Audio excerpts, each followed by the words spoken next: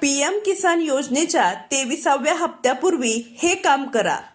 पंतप्रधान किसान सन्मान निधी योजनेचा लाभ घेणाऱ्या सर्व पात्र शेतकऱ्यांना पुढील हप्ता सुरू ठेवण्यासाठी 30 जून अगोदर आपली वार्षिक ई-केवायसी प्रक्रिया पूर्ण करणे अनिवार्य करण्यात आलेले आहे.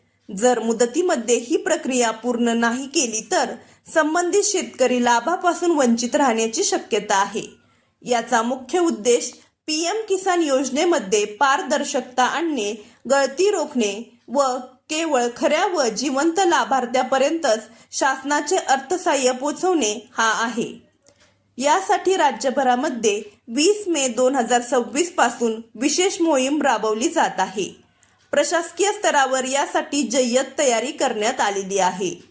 गाव पातळीवर याबद्दल जनजागृती करण्यात येत आहे. सध्या वार्षिक ई-केवायसी मोहीम राबवण्यात येत आहे. 30 जून ही या प्रक्रियेची अंतिम मुदत आहे. त्यामुळे विहित मुदतीत ही प्रक्रिया पूर्ण न झाल्यास येणारा हप्ता तांत्रिक कारणास्तव थांबला जाऊ शकतो.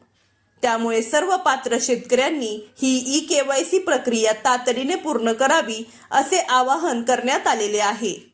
प्रमाणीकरण कसे करावे? बायोमेट्रिक पद्धत. शेतकरी आपल्या जवळच्या CSC केंद्रामध्ये जाऊन अंगठ्याचा ठसा देऊन ई-केवायसी करू शकतात. Face authentication.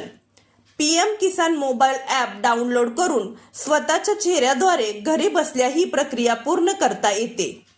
दिव्यांग व वृद्ध शेतकऱ्यांसाठी घरपोच सुविधा.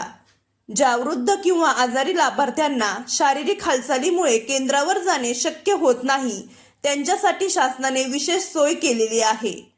नोडल अधिकारी व क्षेत्रीय गाव पातळीवरील ग्रामस्तरीय कर्मचारी अशा लाभार्थ्यांच्या घरी जाऊन फेस ऑथेंटिकेशनद्वारे त्यांची ई-केवायसी पूर्ण करण्यास मदत करतील. शेतकऱ्यांनी ॲग्रिस्टॅक नोंदणी त्वरित पूर्ण करावी असे देखील आवाहन करण्यात आलेले आहे. अशाच नवनवीन व महत्त्वपूर्ण माहितीसाठी आपल्या चॅनलला सबस्क्राईब करा. चला तर मग भेटूया पुढच्या व्हिडिओमध्ये. धन्यवाद.